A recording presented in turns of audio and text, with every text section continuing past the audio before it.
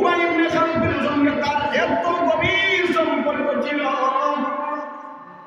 সে যদি ল্যাট্রিনের মধ্যে চলে যায় উবাই ইবনে খালফ চলে যায়, মার্কেটের মধ্যে গেলে উবাই ইবনে খালফ সঙ্গে চলে যায়, শাশুড় ঘরে গেলে উবাই ইবনে খালফ চলে যায়। কিন্তু এই দিন উবাই ইবনে খালফ সঙ্গে ছিল না।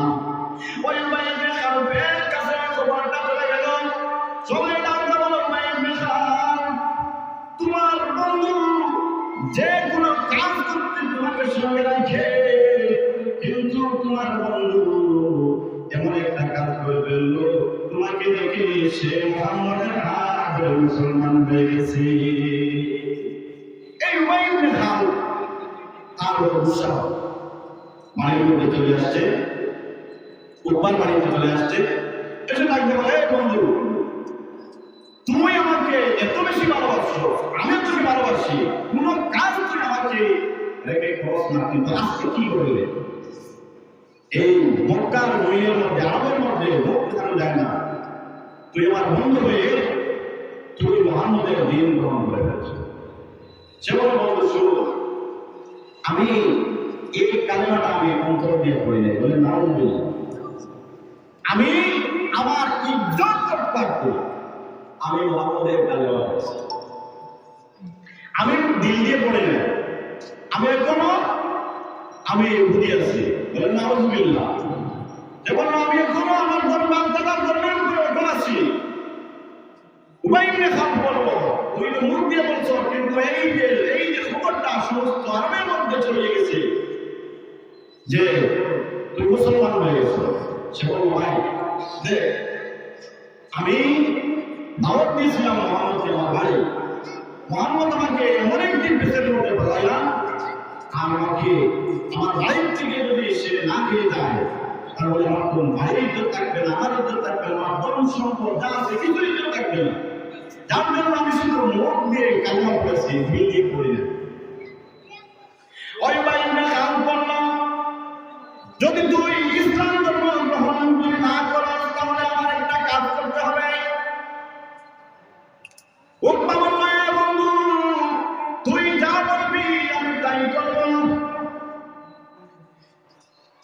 উকবা বলল, ভাই বল কি করতে হবে? উবাই ইবনে খালফ বলল, তুই আমার সঙ্গে যেতে হবে, গিয়ে তুই মুহাম্মদকে বলবে আমি তোমার কালেমা পড়েছিলাম বিপদে পড়ে, এখন আমি তোমার কালেমাটা পড়িয়া দিলাম। আর এই কথা বলে সঙ্গে সঙ্গে মুহাম্মদের মুখে তুই করতে হবে, বলে নাউযুবিল্লাহ। উকবা ডাকতে বলে, বন্ধু আমার ইজ্জত বাঁচাইতে আমি এটা করতে পারবো। ও বন্ধু আমার, আল্লাহ রাব্বুল আলামিন দেখলেন বন্ধুকে বেইজ্জত করা হবে।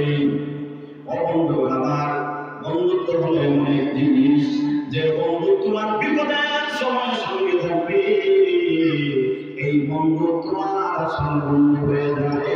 আর বিপদের সময় যে বন্ধুকে পাওয়া যাবে না, এই বন্ধু তোমার সঙ্গ না।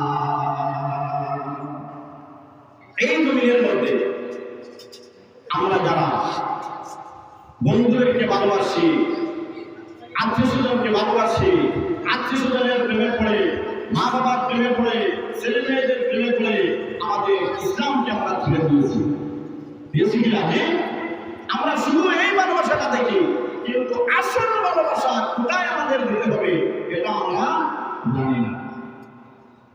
এই জমিনের ভালোবাসাটা বলার না, কি একটা ভালোবাসা, নতুন একটি ভালোবাসা, ঠিক না? বলবেন এটা কবিতা হতো আপনাদের জন্য, শুনবেন? এই কবিতা বাংলাদেশের একজন সাহিত্যিক রচনা করেছে, আমার অনেক ভালো লাগছে। দেখলাম যতটুকু ছন্দ করেছে সবটুকু ছন্দ একদম সত্য। বলবো আমি টাকা পয়সা বেশি যদি করতে পারো কামাই, শাশুড়ির কাছে ভালো তুমি জামাই, ঠিক না? যে জামাই বেশি বেশি টাকা ইনকাম করতে পারে, শাশুড়ি খুব বেশি ভালোবাসে, ঠিক না? আর টাকা পয়সা কামাই করে শুধু দিয়ে যায়, শাশুড়ির কাছে তুমি ভালো ভাই। টাকা পয়সা কামাই করে শুধু দিয়ে দেয়, মা বাবার কাছে তুমি ভালো ছেলে। ওরে টাকা পয়সা কামাই করে, টাকা পয়সা দিয়ে শুধু গহনাটা দামি, নিজের মুখের কাছে তুমি খুবই ভালো স্বামী। আর টাকা পয়সা দিবে শুধু হিসাব নিকাশ নাই, ভাই বোনের কাছে তুমি খুবই ভালো ভাই। টাকা পয়সা দিবে শুধু, টাকা পয়সা দিবে শুধু, নেই তো কোনো চাপ, ছেলেমেয়ের কাছে তুমি খুবই ভালো ভাই। ঠিক না? ছেলেমেয়েকে হোটেল টাকা পয়সা দিবেন, বাবা খুব ভালো, কোনো হিসাব কিনা কিছু নাই, অনেক ভালোবাসা, অনেক ভালোবাসবে। ওরে টাকা পয়সা কামাই করে দিবে মাত্র জামা, বাংলা বাংলার কাছে তুমি খুবই ভালো মামা। ঠিক না? টাকা পয়সা কামাই করে, টাকা পয়সা দিবে শুধু হিসাব নাই, কিন্তু বন্ধু বান্ধবের কাছে তুমি খুবই ভালো বন্ধু। আদারের মধ্যে যাও, যেখানের মধ্যে যাও, বন্ধু বান্ধব নিয়ে একটা মারো, বন্ধু বান্ধব নিয়ে হোটেলের মধ্যে ঢুকো, বেশি বেশি খাও, বন্ধু বান্ধবের কাছ থেকে যদি তুমি কোনো টাকা পয়সা কিছু নাও না, বন্ধু দেখবা তোমার পিছনে অনেক বন্ধু লেগে যাবে। ঠিক না? অনেক ভালো বন্ধু, এই বন্ধুর সঙ্গে থাকলে আপনাকে একটা টাকা পয়সা না, সবাই বন্ধু দিয়ে দেয়। ঠিক না? অনেক টাকা পয়সা কামাই করে দিবে বন্ধুজন, আত্মীয় স্বজনের কাছে ভালো তুমি স্বজন। টাকা ধরো, টাকা ধরো, টাকা ইনকাম করো, টাকার মধ্যে দুটেছি মেজরবানি হয়েছে বড়। ওরে টাকা পয়সা দিতে পারলে সবার কাছে ভালো, না দিতে পারলে সুন্দর লোকটা দেখবে তুমি কালো। ঠিক না? ও বন্ধুগণ আমার, এই যে উমাইর ইবনে খালদ, যেমন ভাবে তার নাম তেমনি তার কাম। উমাইর ইবনে খালদ বলল, বন্ধু আমি যা বলবো তুই তা করবি, তোর ইজ্জত ফিরে আসবি। ওই বন্ধু তুই যা বলবে আমি তাই করবো। নবীজি বাড়ির মধ্যে রওনা হয়ে গেলেন। আল্লাহ রাব্বুল আলামিন দেখলেন আমার বন্ধুকে তারা বেইজ্জত করবে, আর আমি বন্ধু একার কথা বলবো না, না আমি এটা সহ্য করতে পারবো না। বলুন সুবহানাল্লাহ। তারা বাড়ি চলে গেল, নবীজি বাড়ি চলে গেল, ইয়ে ডাকলো মোহাম্মদ, উবাই ইবনে খালদ ডাকলো মোহাম্মদ, ঘরতে বের হয়ে গেল। নবীজি দেখলেন সঙ্গে তো উকবাও শুনলে, নবীজি ভাবলেন আজকে তো উকবা তওবা করেছে, আজকে হয়তো তার বন্ধুকে সঙ্গে নিয়ে আসছে ঘরে মারার জন্য। নবীজি হাসি মুখে ঘর থেকে বের হলেন।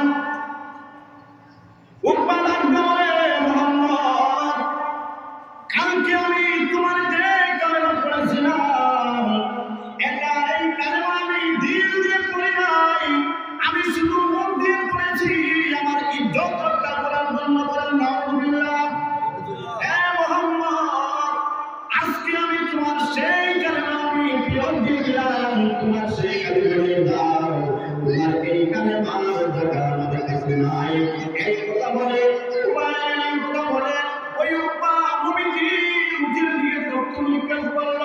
আল্লাহ রাব্বুল আলামিন জিবরাইল জিবরাইল তাড়াতাড়ি চলে যাও, তাড়াতাড়ি চলে যাও, এই উকবা যে তথ্য নিক্ষেপ করেছে ওই তথ্যটা আমার নবীর কাছে তুমি যাইতে দিল না, ওই তথ্যটা তুমি ফিরাইয়া জাহান্নামের আগুন বানাইয়া উকবার মুখমণ্ডলের মধ্যে লাগিয়ে দাও। বলেন সুবহানাল্লাহ। তথ্য নিক্ষেপ করার সঙ্গে সঙ্গে যেভাবে উপরে যদি আপনি তথ্য নিক্ষেপ করেন আমার কোথায় চলে আসে, বুকের মধ্যে চলে আসে, এইভাবে সে এইদিকে নিক্ষেপ করলো, এইদিকে যাবো, কিন্তু না না তার মুখের মধ্যে চলে আসলো। আসার পর বন্ধুগণ সঙ্গে সঙ্গে তার মুখের মধ্যে একটি আগুনের মধ্যে আরম্ভ হয়ে গেল। চিৎকার করতে করতে নবী মুহাম্মদ রাসূলুল্লাহ সাল্লাল্লাহু আলাইহি ওয়াসাল্লামের বাড়ি থেকে বের হয়ে গেল। বন্ধুরা আমার ওদের মধ্যে আসছে কয়েকদিন এইভাবে এই উকবা থাকতে থাকতে জমিন থেকে বিদায় হয়ে গেছে। বলেন সুবহানাল্লাহ।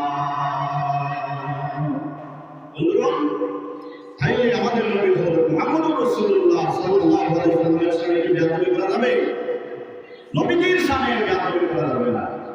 কারণ এই পৃথিবীর মধ্যে যত মানুষ আমার দেখা মাত্র আমি দেখেছি, অনেক মানুষ দেখেছি নবীজির সঙ্গে ব্যাপারী করেছে, অনেক দিনের মধ্যে দেখা যায়, কিন্তু যারা ব্যাপারী করেছে তারা এই দুনিয়ার মধ্যে ভালোভাবে থাকতে পারে না। তাদের একটা ক্ষতি হয়, অনেক মানুষ মারাই গিয়েছে নবীজির সঙ্গে ব্যাপারী করে।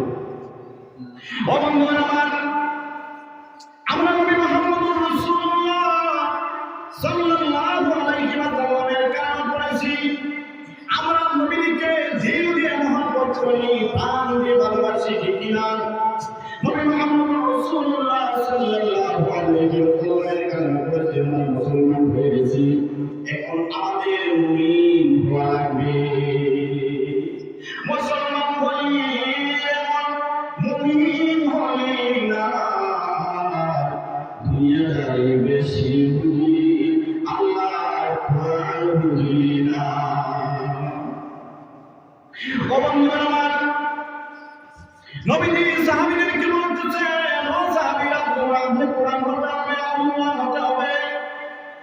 সাহাবীরা বলল, নবী গো, ইয়া রাসূলুল্লাহ, ইয়া হাবিবাল্লাহ, আমরা যদি আমলে কোরআন পড়ে আল্লাহ হয়, আমরা কি কোরআন পড়ব, কি না পড়ে আমাদের নবীজি বললেন, সাহাবীরা শোনো, ইদা উদিয়াল মাইতু ফি কবরিহি জাল কুরআনু ইনদা রাসিহি।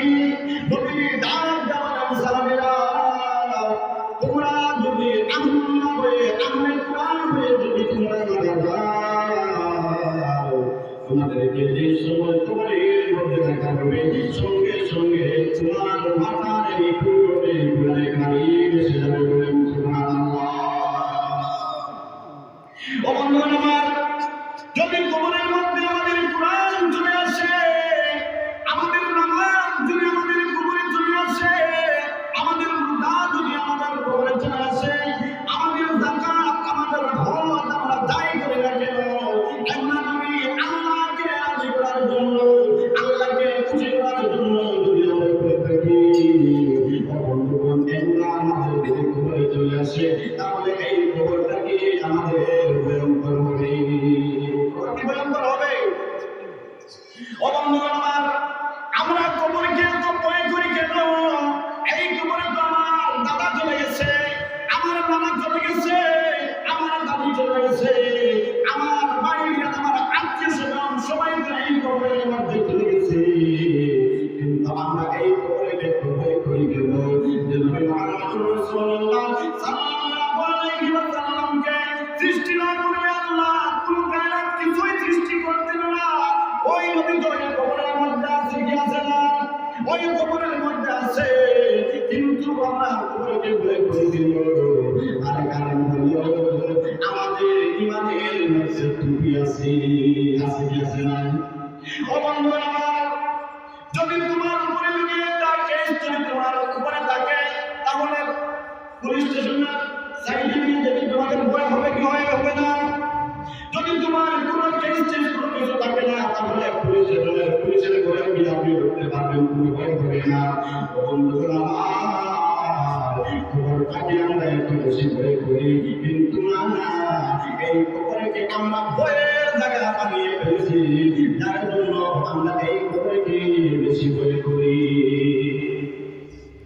ও বন্ধুরা আমার, নেককার মানুষ যারা হবে, তারা মারা যাওয়ার পর তারা ডাক দিয়ে বলবে, ও আমার আত্মীয়-স্বজনেরা, তোমরা তাড়াতাড়ি আমাকে আমার কবরের মধ্যে দিয়ে দাও। আমি যে মুহাম্মদুর রাসূলুল্লাহ সাল্লাল্লাহু আলাইহি ওয়াসাল্লামের প্রেমে আমি জমিনের মধ্যে ছিলাম, সারাটা জীবন আমি যে নবীর প্রেমে কাটাইলাম, আমি ওই নবীর সঙ্গে তাড়াতাড়ি আমি দিদার করতে চাই, বলেন সুবহানাল্লাহ। ও বন্ধুরা আমার, এটা হলো যে মানুষ দুনিয়ার মধ্যে আল্লাহর কাজ করবে, মুহাম্মদুর রাসূলুল্লাহ সাল্লাল্লাহু আলাইহি ওয়াসাল্লামকে যারা ভালোবাসবে, নবীর বিধান মতে যারা চলবে, যারা আল্লাহওয়ালা হবে, আল্লাহ হবে, তাদের এই স্লোগানটা থাকবে, বলেন সুবহানাল্লাহ। আর যারা নবী মুহাম্মদ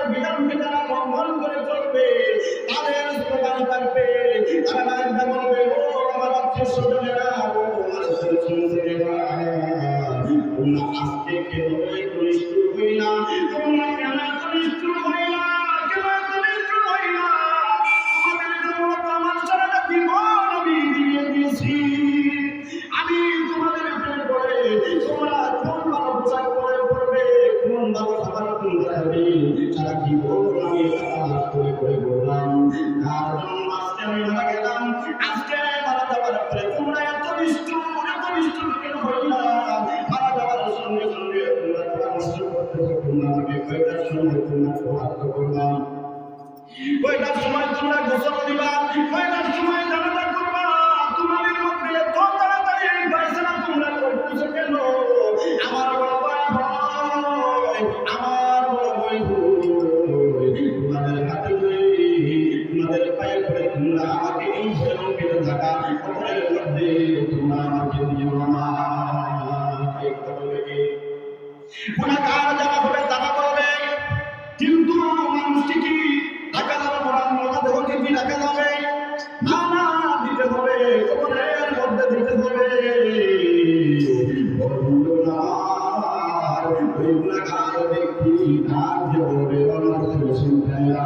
আমি তোমাদেরকে আমি এত সুন্দর একটি ঘর বানাইলাম, এই ঘরের মধ্যে তোমাদেরকে আমি রেখে যাচ্ছি, তোমাদের কাছে আমি বিরক্তি সহকারে বলতেছি, তোমরা আমাকে অনেক সুন্দর ঘরটা খুঁজে বের করে তোমরা আমাকে ঘরের মধ্যে নিয়ে রেখো।